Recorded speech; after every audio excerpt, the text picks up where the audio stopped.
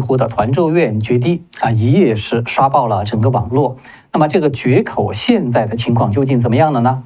还有华容县，它依然是在严防死守的，不过它严防的对象呢，并不是洪水，而是真实的灾区的信息。与此同时呢，湖南的平江县因为一份捐款的呼吁，意外的引发全网的嘲讽，而这份捐款呼吁的背后却又被挖出来，它隐藏着比洞庭决堤还要更加惊悚、更加恐怖的人祸的内幕。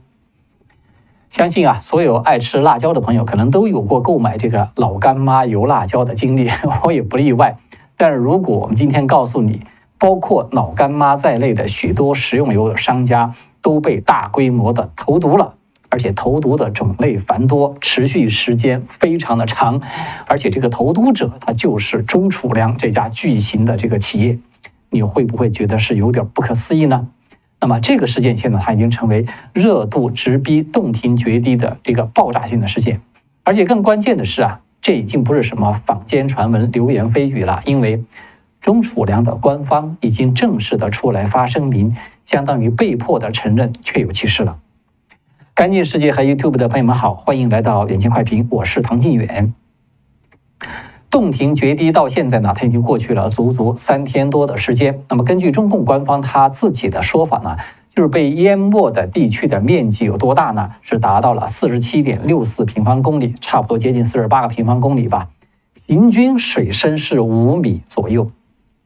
而且呢，大堤内外的水面落差现在已经为0，就是完全平齐了。然后呢，我们就看到官方呢开始热火朝天的在大干快上，在修补这个大堤的决口。那么根据央视的报道呢，就说截止到美东时间今天早上大概8点钟左右的时候呢，长达226米的这个洞庭一线堤防的决口已经累计就修补了208米。说目前还剩下这个18米，有望在今晚就实现合农。结果呢是到美东时间今天早晨，就是我和大家做直播之前今天早晨是10点半左右，那就是大陆时间，确实是当晚的10点半左右，就是这个决堤的这个决口已经完全实现了一个合龙。那么我就查了一下呢，就是官方媒体对这个大堤决口修补的进度的报道，它完全是以现场直播的方式在进行的。几乎就是每隔几小时他们就发布一条快讯，说我们又修补了多少米了，还剩下多少米等等等等。那么在微博的热搜榜上呢，我们可以看到有关洞庭决堤抢险的词条，罕见有2条都进入了前20的榜单，其中这个抢险进度这一条是被推到了第3的位置。那么这样一来，它就带来一个问题，就众所周知，团州院决堤抢险之初呢，官方是动用了几车那种散装的沙土，以及还派了2艘这个抽沙船去封堵那个决口，对吧？这个空前绝后的画面现在已经是传遍全球，登上了主流媒体的头条。那么中共为什么现在不但没有装聋作哑去回避这个让他们很丢脸的画面，现在是反过来开始高调的来宣传我们这个大堤来抢险的呢？还有刚才我们其实有说了，就是这个大堤内外这个水面的它落差已经是平齐了，对吧？也就是说，所谓的抢险其实已经无险可抢，无险可救。这个决口它修补不修补，其实至少在现阶段其实没有任何实质性的意义的。那么为什么官方还要如此大费周章，一定要在当下来实现一个大堤的合龙呢？原因很简单，说穿了就是因为党魁习近平发话了。在2天前的7月6号，正在塔吉克斯坦访问，并且出席他大撒币援建该国的议会大楼和政府大楼落成典礼之后，习近平呢，终于想起来，要对国内的，终于还有点事儿，是吧？想起来了，对这个洞庭决堤，他必须要发布一点重要指示。然后呢，就要求说，根据这个党媒的报道说他就说话了，要全力开展抢险救援的工作。国家防总要派出工作组去加强指导特别是地方的政府还有党委有关部门都要迅速的行动起来，对这个堤坝要加强巡查检查，确保第一时间处置险情等等。那么正是因为这个习总书记他有这么一段重要的指示嘛，所以这个国家防总才派了钦差到现场去督战。也就是说，即便已经无抢险的任何实质意义啊。说难听一点，就是老百姓说这个叫脱裤放屁多此一举了。但是呢，他依然要大干快上，要把这个大堤来修补合龙，而且呢，这个场面要搞的是热火朝天，必须要呈现在现场内红旗飘飘啊，人人都在撸起袖子加油干的这么一幅画面。也就是说呢，这番所谓大堤合龙的抢险，虽然它没有了救灾的意义，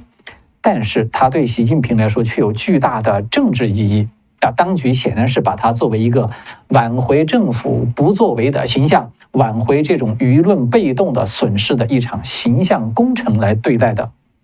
很多人现在不都是在骂吗？骂这个政府不作为吗？不都是在质疑说你们这些官员是躺平吗？不都是在骂说你们堵决口不行，这个堵民百姓的嘴很行？那么他这就秀给你来看看，你看我们党中央是多么的重视啊，官员是多么的努力啊，我们集中力量可以办多大的事儿啊，3天就可以把这200多米的决口全给堵上了，有这意思。说白了吧，就是说整个洞庭决口修复的工程，其实就是一场毫无救灾价值的巨大的宣传秀。所以我们才看到官方现在是一反常态，火力全开啊，开始全力以赴的来进行这个报道。只不过呢，就说这种招数玩得多了呢，再迟钝的百姓也都看明白了，毕竟大家都不是傻子，对吧？所以呢，我们就看到在央视的直播大堤修复工程这个视频的下方出现了这样的画面。就是在央视这个航拍直播画面之中啊，记者在这个滔滔不绝的在讲述说啊，这些工程车每小时可以向决口抛多少这个立方米的石料，还有这个湖面还有水路的船又可以同时抛投多少立方的石料等等。正在报这些数据的时候，你会看到刚才大家看到下边成千上万的留言，齐刷刷的只有一句话，相同一句话是85亿值得拥有，1年保质期。这个85亿指的是什么？就指的1年多以前是湖南省的水利厅他们自己宣布说投入了85亿的人民币，要实施洞庭湖区重点院的堤防加固工程的一期工程，投入这么多钱。所以大家看到吗？就像上次我们节目中说的，这85亿的投入换来的是什么？只不过就是决堤之后开来了几辆破车啊，挂着红标语，然后拉着一车松散的这个沙土，大义凛然冲到水中去做一个封堵决口状，如此而已。这个不仅是说是洞庭湖决堤了，其实你可以看到是民心人心也都在决堤。就是大陆的民众呢，从来没有如此集体的清醒的意识到这个政府已经彻底的烂透了，彻底的无药可救了，彻底的腐败了，所以才会彻底的死心了，不抱任何指望了。这样的一个心态呢，在这个湖南的另外一个地方，一个远没有洞庭决堤那么受到关注，但是它实际的受灾程度可能是更可怕的地方，也是淋漓尽致的表现出来。那么在讨论这个可怕的话题之前呢，我们暂时稍微缓一下啊，先跟大家分享一个好消息，跟大家先缓解一下，这几天都是坏消息。从今天开始呢，我合作的这个蓝莓优品的平台呢，将要举行美丽健康蓝莓夏季的一个大促销的活动。这个活动呢，是精选了多款热销的产品进行一个组合，从而呢就可以获得更大的一些优惠的空间。比如说限量100套的那个 Dermaroller 德国的那个美容套装，原价呢是447.9美元，在这个活动优惠期间是直降100多刀啊，只需要332美元就可以了。还有那个新品金 EX 这个西洋参红参的红参金，它的一个组合装呢，原价也是从170刀直降到133刀。还有以及我给大家曾经推荐过的，就是台湾的邓丁寿大师所设计的那个优壶，是吧？茶壶，还有农行天下的那个茶壶的套组等等，都有很好的折扣啊。同时还搭配赠送大家一些茶叶，而且都是非常好的茶叶。有兴趣的朋友呢，就不妨点击我们今天文字描述栏去看看，说不定就有你心仪的满意的东西呢。好的，谢谢大家的支持和耐心啊。我们就回到刚才的这个话题。在7月1号的时候，中共当局当时还正在忙着弹冠相庆他那个建党纪念日的时候呢，湖南的平江县当局在一片静悄悄之中，对当地的民众开展了一场有预谋的大屠杀。这话一点都不夸张。这个屠杀的方式呢，就是中共那个独步天下的绝技，叫做无预警的泄洪，而且它一泄就是87座水库同时的泄洪。对于很多还在地里当时在忙碌的当地百姓来说，这场滔天的洪水真的就是像从天而降一样，突然就来了。这个平江县的安定镇安白坪村的一位这个果农叫做小付的这位青年，他在接受媒体采访的时候，他就说了这么一句话，他说也就10分钟时间，这个水一下就有半米到1米左右深，来得非常快，他们根本都来不及反应。而这个网络热传当地人的一个对话的截图，也又显示出来就是相同的信息，说这个大水呢，它就是半个小时左右一下子就上来了。城区平均达到了3.4米深，整个1楼基本上是全都淹了，绝大多数人根本都来不及做出反应，就没有办法及时的撤离。而且更恐怖的是呢，这个对话的截图显示说，当地人他在高处，他在亲眼目睹了有很多尸体已经被这个汨罗江给冲走了。而且这个当事人他还说平江当地他们其实是做了一个初步的估算，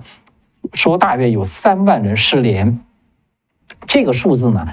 去根据这个爆料者说是他们各乡镇街道自己统计出来累加出来的，可以说是非常的惊悚。当然我们也客观的说，这个失联就并不一定说代表了死亡嘛，因为洪水来得这么快，很多人都在那个水中挣扎逃生的时候，手机什么的是顾不上的。这个手机呢不是丢了，很有可能就是说泡了水是吧，它失去的联系呢是很正常的。但是呢，我们都知道这个平江现在是全城被淹，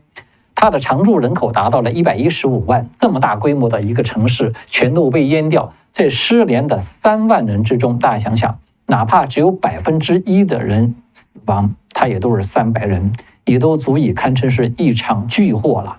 更何况这还完全是一场人祸，是人为泄洪所造成的。我们说呢，是平江地方当局实施的一次大屠杀，这种说法大家看到吗？其实它一点都不夸张。那么平江究竟死伤了多少人呢？到现在其实依然还是一个谜封锁的非常严。以如此严重的人祸，平江却几乎不为外界所知，你就可见他们当地这种信息封锁的工作做的可以说是很到位的。那么平江其实真正引起了外界的关注呢，还是因为当地政府所发布的一份动员捐款的这个通知。这份通知就说这一次平江水位之高，损失之大，受灾面积之广是前所未有平江城区的街道老城区几乎全部被淹，道路阻断，全县农作物受灾非常严重人民的生命财产受到了严重的威胁等等。你要是光看这份捐款的通告呢，你可能会以为你看这是一个爱民如子、忧心如焚的政府吧。你绝对不会想到说，正是他们把87座水库无预警的一下子同时泄洪，才造成如此凄惨的一幕。而另外还有一个前所未有的画面呢，也就此出现在了大众的眼前，就是在平江呼吁捐款的这条新闻的下面，数千条的留言都不约而同的表示说，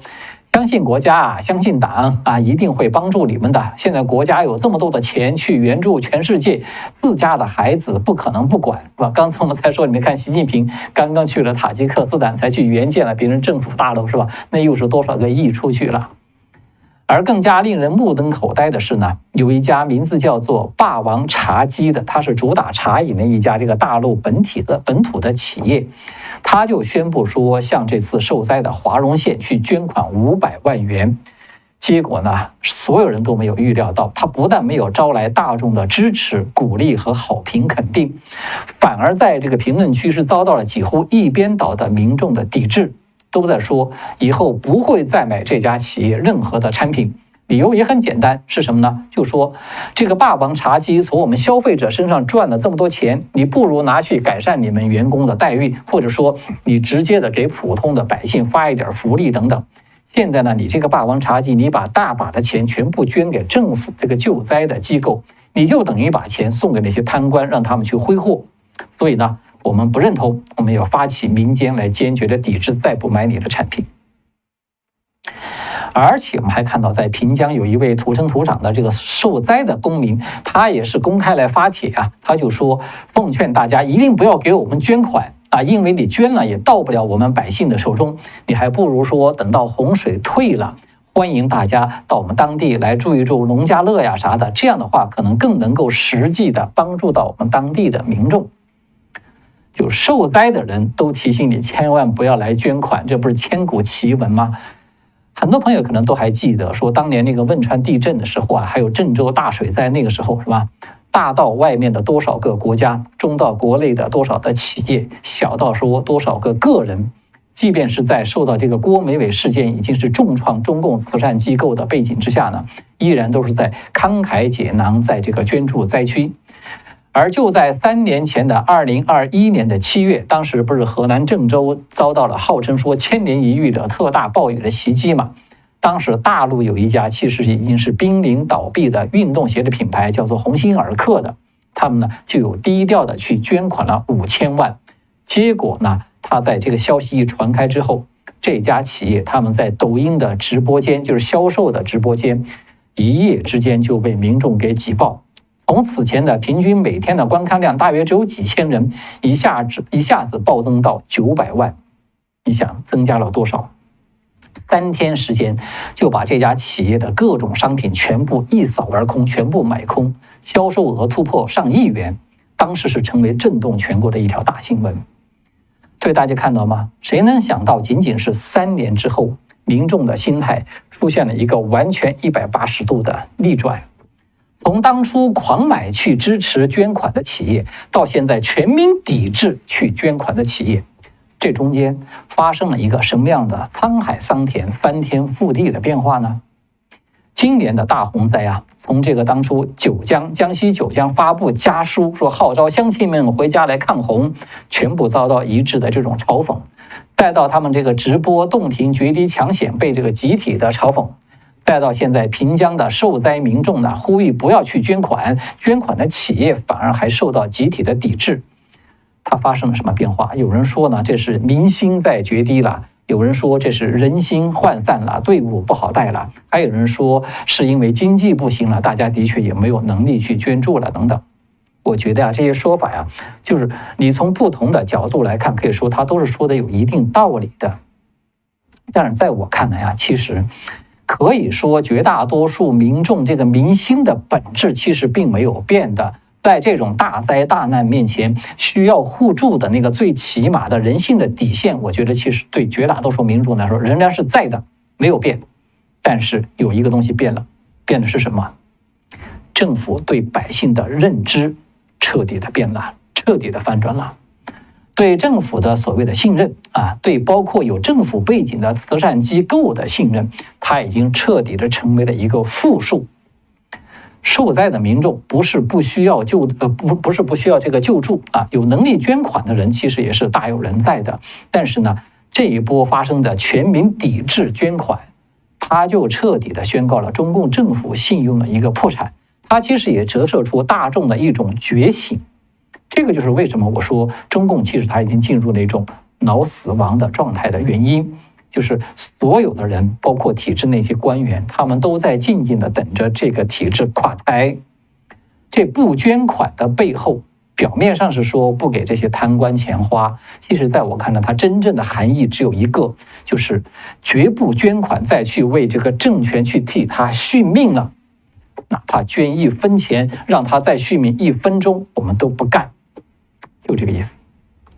好的，接下来呢，我们要说现在正在急剧发酵的就是这个钟楚良的投毒事件。这个事件它其实最初的爆点呢是发生在7月2号，也就是差不多1周以前了。在当天呢，就是大陆一家媒体的记者呢，他在今年5月份开始经过一个长期的调查以后就正式的来爆料，发了一篇报道，就说发现钟楚良用这个油罐车在运输煤制油以后呢，不经过任何冲洗和清洁，就直接去转运诸如一些烹饪油、豆油还有糖浆等等，都是食品，都是食用的。那么这样做的原因也很简单，据说呢，只是为了节约那几百元钱的清洗罐体的成本费。这篇报道发表以后，可就引发了社交媒体上对这个食品污染话题的持续的热议，然后就有更多的惊悚的内幕呢被曝光出来，就显示说，这个中储粮的油罐车呢，在运送其他的一些毒性更大的一些化工油以后，它也是不洗车的，不洗车直接就来改运食用油。包括什么，连这个老干妈啦、什么老干爹等等，这种销售面极广的这些就是辣椒油的品牌等等，都未能幸免。这些令人不用细思也都足以令你惊恐的黑幕呢，当然就迅速的引发了一个轩然大波。这个中储粮呢，在沉默接近1周以后，实在是熬不下去了，终于被迫在今天通过官方的微博来发文，正式的做了一个回应。就声称说，我们公司呢是高度的重视引以为戒，已经要求对包括下属油脂公司在内的全系统都要进行深入开展专项的大排查什么落实责任，保障这个粮油食品的安全等等的，都是那种反正党八股的套话了。所以大家有注意到吗？这份声明其实他也出来说什么引以为戒等等，他就等于是含蓄的承认了相关媒体的爆料那个是一件事实。而且呢，这个中储粮他所发布的是一份4没有的声明。什么叫做4没有？没有道歉，没有召回，没有赔偿，也没有处理任何的责任人就是这么一份声明，完全是在推卸责任。那么大家想想，这个化工食用油它进行一种混装运输的这种做法，可以说是再次的击穿了我们此前对中共体制之下有毒食品的这种认知的底线，对吧？这个其实它已经不是什么黑心的个体的运输户干的事儿了，这可是头号的粮油国企巨头它的车队。这个中储粮它现在出面来说进行这个系统类的大排查，显得好像是一脸无辜。你看我们现在要来排查，抓出这个坏人，似乎是他今天才知道有这样的事情发生。那么真的是这样吗？说到这儿，我们顺便呢，先和大家来做一个民调，说朋友们，如果你认为说这个中储粮他事先的确对这些事情是不知情的，你就回复一个数字1。如果说你认为中储粮其实他早就知道，他只不过是在装聋作哑的，你就回复一个数字2，是吧？朋友们，你现在可以马上就去做这么一个民调。我们接着再和大家来这个讨论。实际上呢，是早在2015年，我们查一查资料就会发现，当时是湖南电视台就已经有过报道揭露，说湖南的衡阳、永州等等地方都发现不少罐装车他们装载的这种强腐蚀性的化学品，运送到目的地以后呢，然后直接的不做任何的清洗，就拉着食用油来返回来。这也是为了节约成本，为了赚钱嘛。当年那个记者他们就进行了这种取证，还进行了正式的举报，被报道出来。然后呢，就有各地的这些一些交通管理的部门还有食品安全的部门等等，都开始表示说，我们在这个省内要进行一个彻查的行动要严打这种违法运输的这种乱象严查这个食品安全的隐患等等等等。那么大家就想，它涉及到一个问题，对这种如此敏感、直接关系到他自己就像中储粮的这种敏感的事件，那是2015年被湖南电视台报道出来，到现在已经长达9年过去了。你说这个中储粮他会一点都不知道，他没有听说吗？不管你信不信，反正我是不信的。我们都看到，在这一波的舆论风暴之中有很多知情人都出来放风了，出来爆料了，就说其实这个现象一直都是这个行业内公开的秘密，已经持续了 N 多年了，谁都知道，但是也谁都不管。说句实话，其实我在今天看到这样的新闻的时候，我的脑海里第一念头就是，中国人是活得实在是太艰难了。中国人被中共这个外来的邪教祸害的实在是有点太惨了。大家想想，为什么一个事关10几亿人最基本的食用油你天天都要吃，天天要炒菜的这个安全这么重大的一个问题，居然说会因为了节约那区的几百元的清洗费，就让它可以演变成为一个长期的规模性的系统化的默认的投毒的行为。它真的就是在投毒，它真的管不了吗？为什么中储粮它连这么一个非常简单的运输环节的监管它都做不到呢？它是真做不到，它还是不想做呢？这背后的原因为什么？我觉得说穿了其实也很简单，因为这个系统体制之内的人，他们自己都是有特供的，所以他们根本压根儿就不在乎你这些普通百姓的死活。你吃了那化工超标的食用油，你得了癌症也好，或者说你诱发了肝硬化也罢，都和他们没有半毛钱的关系。他们是他们，你们是你们。这道鸿沟呢，从中共诞生那天起，其实就一直都存在，从未消失过。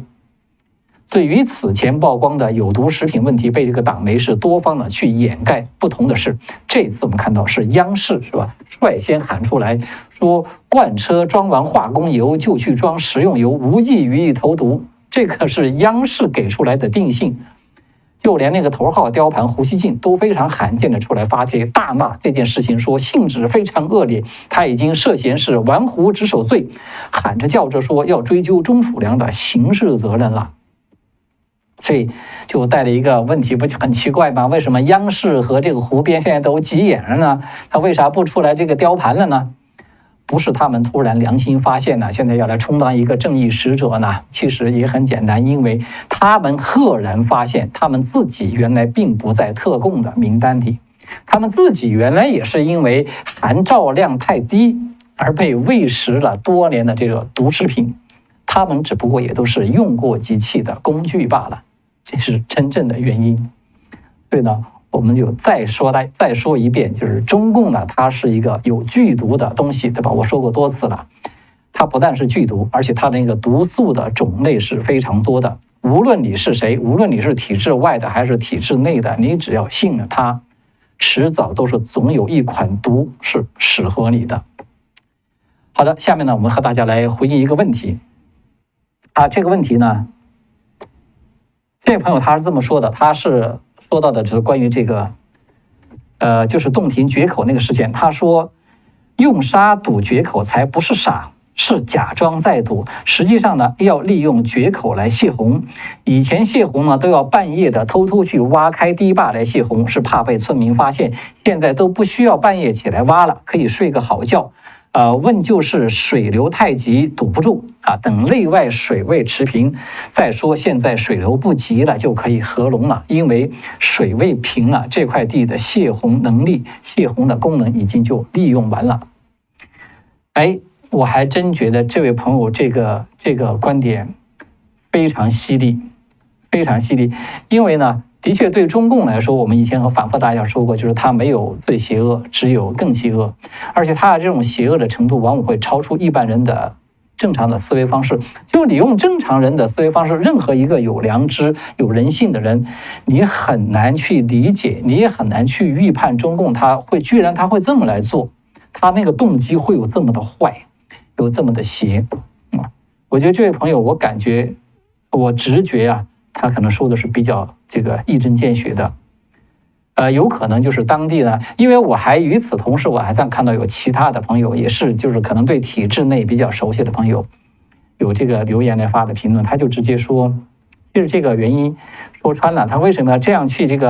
用这种非常愚蠢的方式，看上去非常愚蠢的方式去封堵那个决口呢？倒一点沙土进去，它原因很简单这个修这个河堤、补这个河堤呢，是要由地方政府来出钱的。但是，一旦决堤以后，再来重新来这个河农以后的修复灾区的重建，那个呢，地方政府是可以赚钱的。也就是说，你现在来抢险来这个你地方政府自己去堵那个决口，这是你自己地方政府要花钱。但是，一旦决口已经成为既成事实以后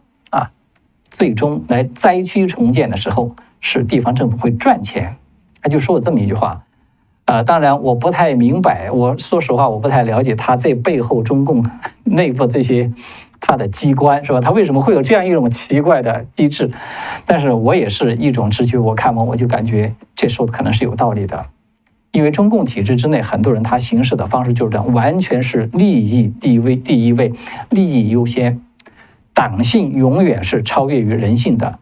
普通的老百姓说是你家被淹了，你多少财产一夜之间都清零了，甚至你人死了是吧？一家一家的全都冲没了，对他来说，他就是上报一个数字，一句话，这是天灾人祸，一个百年不遇，一个什么千年不遇，就所有的一切全部都可以搪塞进去。他同样还可以把他在地方的财政可以继续运转起来，继续保持他的政绩即便是受到了大灾之年，他的这个地方的这个 GDP 都依然还是增长的，他这个地区的这个经济依然还是好的，依然是可以维持运转的。然后他下一步就是不影响他的政绩，他下一步可以继续的升迁。这个是中共官员他们首先第一看重的问题。所以呢，我跟大家分享的就是这位朋友这个观点，我感觉我就是说还是那句话，我是一种直觉。我觉得他说的是比较犀利的，比较一针见血的，不排除说中共那些官员他们可能真的就是出于这样一个动机，否则的话，你很难去解释他投资了这么多个亿，居然就连起码的一个很多人都在觉得说简直不可思议怎么连个沙包都没有是吧？你就这么一点细沙倒下去，那个是可以堵住那个决口，那个水流有多急，大家就是看到那个视频也就是说他不是真的傻。他其实是非常的精过头了已经到了这样一种程度了。但是呢，这种精其实在我看来，它的本质是一种非常非常的邪恶，没有底线的邪恶，还是这么一个关系。好的，我们下面呢马上跟大家做一个简单的回应，就是刚才我们和大家不是做了一个民调嘛，因为好几天都没有做民调了，今天我们和大家来这个做一做民调。现在已经是有出来一个初步的结果，95%的朋友都选择了2，就是说中储粮，其实他们早就知道只不过他们就是不管，出于种种原因，他反正就是不管，是吧？或者是懒政，或者是不作为，或者甚至这里面可能还有利益的勾结等等，不管是什么原因，就是他们是知情不管，